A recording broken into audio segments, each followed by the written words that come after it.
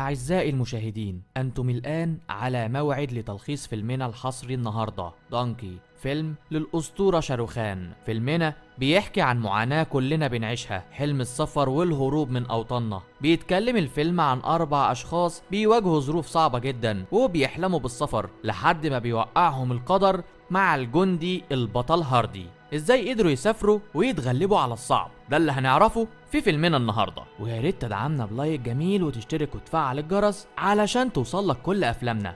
يلا بينا نصلي على النبي ونبدأ فيلمنا النهارده. بيبدأ فيلمنا النهارده مع الست المسنة دي، وبتكون على سريرها في المستشفى ورجلها والقبر، وبيدخل عليها عامل نظافة. لكن ايه ده؟ مش عيب على سنك يا طنط؟ بتخطف من جيبه علبة السجاير بتاعته، لكنه بيقول لها ان ده ممنوع، فبتكرمش له فلوس في ايده، وعلى طول بيقول لها تصدقي بقى في حته للحبايب بيشربوا فيها، وبيوديها هناك وبيروح يعمل حاجه، ولما بيرجع مش بيلاقيها، وبنعرف انها هربت بمحلولها. بعد كده بنشوفها وهي بتركب الاتوبيس، والناس بتكون مستغربه جدا من المنظر اللي شايفينه، وايه اللي خلاها تهرب من المستشفى كده بالمحلول بتاعها. ده اللي هنعرفه. وبنشوفها اخيرا ووصلت للمكان اللي عايزاه، وهو مكتب المحامي بيل، انه المحامي بتاعها، لكن واضح كده انها رايحه من غير ميعاد. ولما بتدخل بتعرف انه في اجتماع ومش بتستناه يخلص، وبتقتحم الاجتماع وبتسأله فين التأشيرة بتاعتي، فبياخدها وبيدخلوا أوضة تانية، وبيخاف من تهورها وبيتأكد انها مش باقية على الدنيا، وبيقول لها فينك من زمان،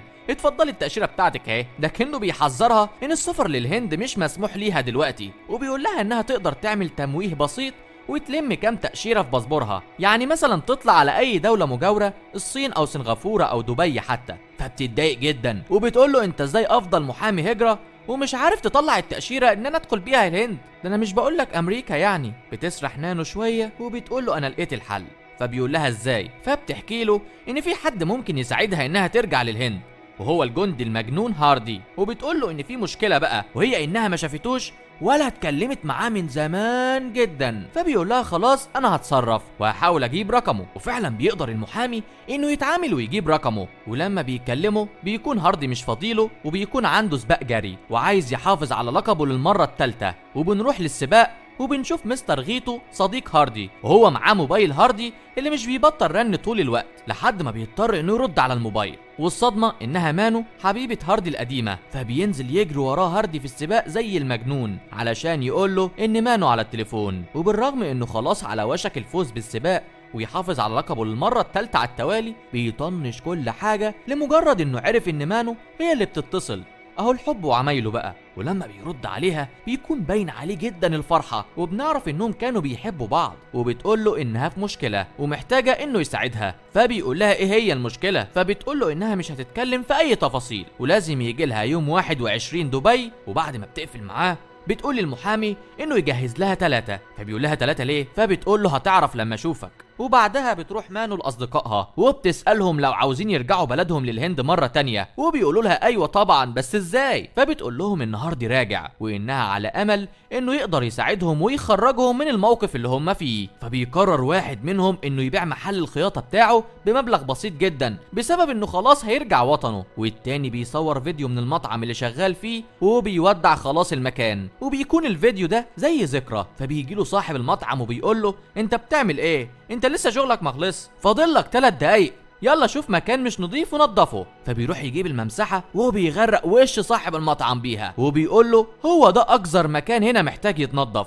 شكلك شايل منه قوي يا صاحبي. وبيروحوا المطار وبيتحركوا على دبي. وبنرجع لسنة 1995 وبيحكي كل واحد منهم على الأزمة اللي واجهته في حياته وكان عايز يسافر بسببها علشان ظروفه تتحسن، وانهم كانوا عايشين في بيت لسه بيسددوا اقساطه، وانهم لما اتعثروا في الدفع محدش صبر عليهم. وبيحكي صديقها عن ابوه اللي ساب الشغل، ومن وقتها وامه هي اللي بتشتغل مكانه، وكانت بتتعرض لمضايقات كتير جدا من الناس في الحي. وبيحكي لنا بالي عن حياته الصعبه، وان امه كانت بتشتغل خياطه وطول الليل والنهار قاعده على قدام المكنه علشان تقدر توفر ليهم الاكل، وانهم من يوم ما اتقابلوا وهم متفقين على حاجه واحده، وهي انهم لازم يسافروا ويحاولوا ينجوا من اللي هم فيه. بعد كده بنشوف هاردي وهو نازل من القطر، ولما بينزل بيخبط فيه واحد بيوقع منه الشنط كلها على الارض، ولسه هينزل يلمها فبيشتغل النشيد الوطني الهندي، فبيقف علشان يردد النشيد، لكن بتحصل حاجة مش متوقعة. بيجي حرامي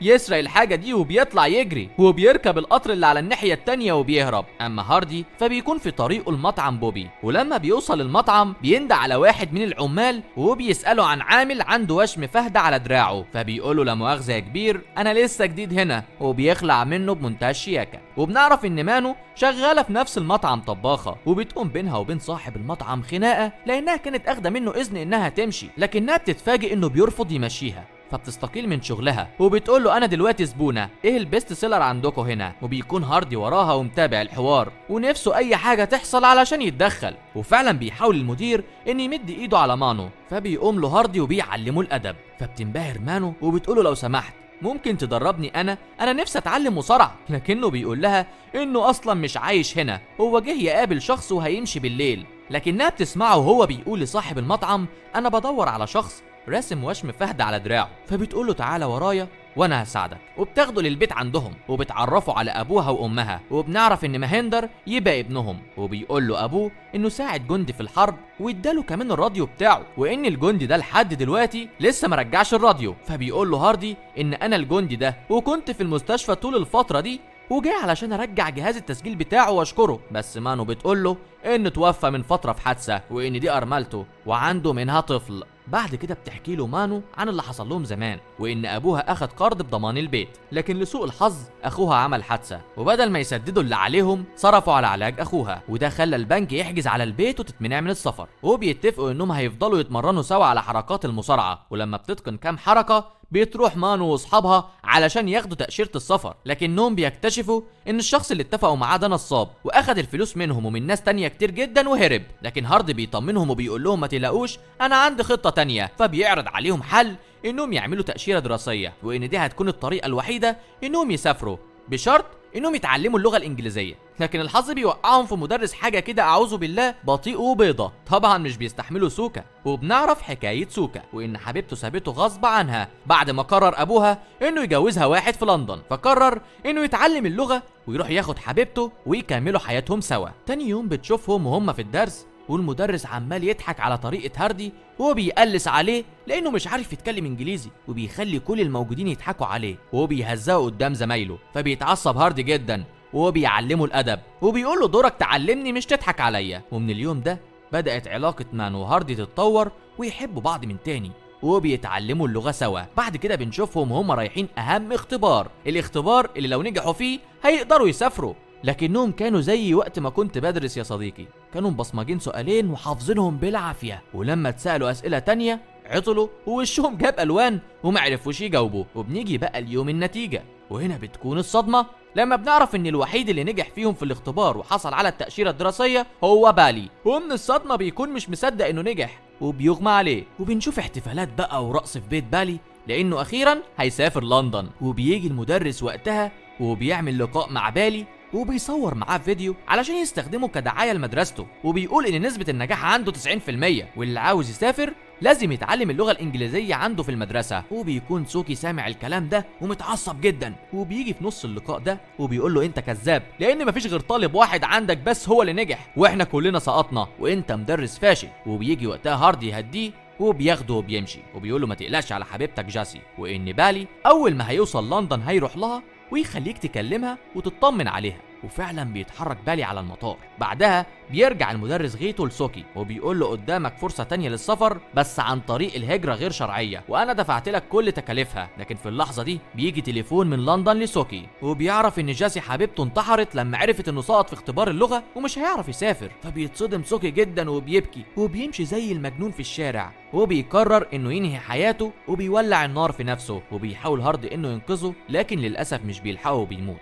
وبنروح لمشهد محزن وهم بيحرقوا في جثة سوكي، وبيقول لهم وقتها هاردي ان سوكي مات وهو بيحاول يتعلم اللغة الانجليزية، وان ليه هم من حقهم يحطوا اختبارات علشان يسافر ليهم، ليه اما بييجوا هم مش بنسألهم عن لغتهم الهندية. وبيوعدهم كلهم انهم هيسافروا مهما كانت العوائق حتى لو عن طريق الهجرة غير شرعية. وفعلا بدأ كل واحد منهم يتصرف في مبلغ السفر، اللي باع بيته واللي كان عنده املاك باعها، وحضروا نفسهم وبدأوا يتحركوا. وأول مكان هيسافروا ليه هو باكستان، وهناك هتاخدهم عربية توديهم إيران عن طريق أفغانستان، ومن هناك هيتحركوا على تركيا، واخيرا من هناك الى لندن، وبيتحركوا ناحية المركب اللي هيركبوها. فجأة وهم ماشيين بالمركب بيشوف هاردي عن طريق المنظار ان في برج مراقبة هم داخلين عليه، فبيبلغ قائد المركب اللي بيقول لهم ان ما كانش هنا واننا لازم نرجع حالا ومش هنكمل الرحلة. فبيقول له هاردي لا مستحيل نرجع. فبتيجي لهاردي فكرة انهم يستخدموا خراطيم المية كوسيلة انهم يتنفسوا تحت المية، وبيتحركوا لحد ما يعدوا برج المراقبة. لكن وهم تحت المية بتشوف مانو تعبان البحر، فبتخاف منه والخرطوم بتاعها بيفلت منها، فبتضطر انها تخرج لسطح المية تاخد نفسها. لكن هاردي بيخرج بسرعة وينزلها تاني وبيديها الخرطوم بتاعه تتنفس منه. لكن جندي المراقبة بيحس بيهم وبيضرب نار ناحية مكان الصوت، لكن مش بيتصاب حد منهم، وبيكملوا طريقهم طول الليل تحت المية. ولما بيطلع النهار بيكونوا وصلوا لشواطئ باكستان، وهناك بيفضلوا شوية على الشاطئ علشان يرتاحوا من التعب طول الليل. لكن هاردي بيقول لهم يلا بسرعة نتحرك مفيش وقت، في عميل تاني هيكون مستنينا. وفعلا بيلموا الشنط بتاعتهم وبيتحركوا، وبتاخدهم عربية علشان توصلهم من مكان لمكان. وكانت الرحلة طويلة جدا، استغرقت حوالي شهرين لحد ما يوصلوا لإيران. في النهاية قدروا انهم يوصلوا لحدود إيران، وبعدها فضلوا يومين كاملين بيتحركوا في الصحراء علشان يوصلوا لمحطة القطار ويركبوا القطر اللي هيوديهم لتركيا. واثناء ما هم كانوا ماشيين في الصحراء بتيجي عربية تابعة للجيش وبيوقفوهم، وبينزل ضابط منهم وبيكون باين عليه انه شخص شرير جدا، وبيخلي 3 منهم يجروا وبيوقف الباقي. وبيكون ال3 دول فاكرين انه سابهم كده خلاص، لكن بياخد الضابط ده البندقية القناصة بتاعته وبيقوم يقنص عليهم واحد ورا التاني بدون اي رحمة، وبيقتل ال3، وبيكون الباقي راقعين على الارض، وباقي الجنود حاطين على راسهم السلاح وبيفضلوا على الوضع ده في الشمس طول النهار، لحد ما الضابط ده بيؤمر واحدة من البنات اللي معاهم، والبنت دي بتكون مانو، انها تدخل الخيمة بتاعته. لكن هاردي بيرفض انها تروح لوحدها وبيدخل معاها، وبيدخل وراهم الضابط الخيمة وبيؤمر هاردي انه يخرج بره علشان يتحرش بيها. فبيعمل هاردي نفسه خارج، لكنه بيجي من ورا الضابط ده وبيخنقه وبيضربه وبيوقعه على الارض، وبيفضل يضربه على دماغه علشان يفقد الوعي، وبيقتله في النهاية، وبيقوم جثته وبيقعدها تاني على الكرسي بتاعه في الخيمة، وبيحط السيجارة في بقه اكنه لسه عايش، وبيقلب الترابيزه اللي جوه الخيمه علشان يعمل صوت ويجي عليه باقي الجنود. وفعلا بيجري جندي منهم ناحيه الخيمه علشان يشوف ايه اللي بيحصل. ولما بيدخل الجندي الخيمه بيفاجئوا هاردي بضرب على دماغه وبياخد منه السلاح وبيقتله بيه في الحال. اما الجندي التاني فبياخد واحد منهم كرهينه قبل ما يدخل الخيمة. لكن هاردي بيكون ذكي جدا وبيحط السلاح على راس القائد بتاعهم اللي هو اصلا ميت. فالجندي بيقول له نزل البندقية يا اما هات لصاحبك. فهاردي بيقول له نزل انت السلاح الاول وابعد عنه. فبيوافق الجندي وفعلا بيبعد عنه، وفي الوقت ده بيضربوا هاردي طلقة في دماغه وبيموت الجندي في الحال. وبياخد هاردي مانو وبيخرج بيها من الخيمة وبيهربوا بسرعة من المكان، وبيكون مش عايش منهم غير هما ال3 بس، وبيحرقوا جثث أصحابهم قبل ما يمشوا، وبيركبوا القطر اللي هيوديهم تركيا. فبتقول له مانو إنها بتعمل كده علشان عيلتها، لكن أنت ليه بتخاطر بحياتك؟ فبيقول لها إنه بيعمل كده علشان بيحبها من ساعة اليوم اللي اتخانقت فيه مع المدرس في الفصل علشانه. وبعد ما بيوصلوا تركيا بيركبوا سفينة كبيرة، بس بيكونوا كلهم في أوضة صغيرة منها لمدة 27 يوم، ودي اللي المفروض هتوديهم لندن. واخيرا بيوصلوا لندن، ولما بيوصلوا مش بيكونوا مستوعبين لحد ما بيقابل هاردي ست انجليزيه هي وجوزها ومعاهم كلب. فبيقول لها احنا في اي بلد؟ فبتقول له انجلترا. فبيطيروا من الفرحه ومش بيصدقوا نفسهم وان اخيرا حلمهم اتحقق. ولما بيوصلوا عند ساعه بيج بن بيلاقوا هناك تمثال شبه بالي صاحبهم بالظبط، بس في الحقيقه بيكون هو بالي وشغال بيتسول علشان يقدر يعيش، وبيعيط لما بيشوفهم وبيرحب بيهم جدا وبياخدهم معاه للبيت بتاعه اللي بيكون عايش معاه ناس كتير جدا في نفس البيت وكلهم مهاجرين برضه. فبتستغرب مانو جدا وبتقوله انت معاك تأشيرة دراسية، انت ازاي تسمح لنفسك تعيش الحياة دي؟ فبيقول لها ان دي مجرد تأشيرة علشان يسافر، وبينادي عليه هاردي وبيعنفه جدا وبيقوله ليه بتوصل لنا صورة انك عايش كويس وحياتك حلوة وتخلي الناس تموت على الحدود علشان تيجي هنا تعيش زيك، انت اصلا عكس كده. فبيبكي مانو وبيقول له ازاي اقول الحقيقة لاهلي ان عايش هنا عيشة مش كويسة ومش لاقي شغل. بعدها بدأوا يدوروا على شغل ويشتغلوا وظايف كتير جدا، عمال نظافة وعمال بناء، وكانوا بيهربوا من الشرطة كل يوم.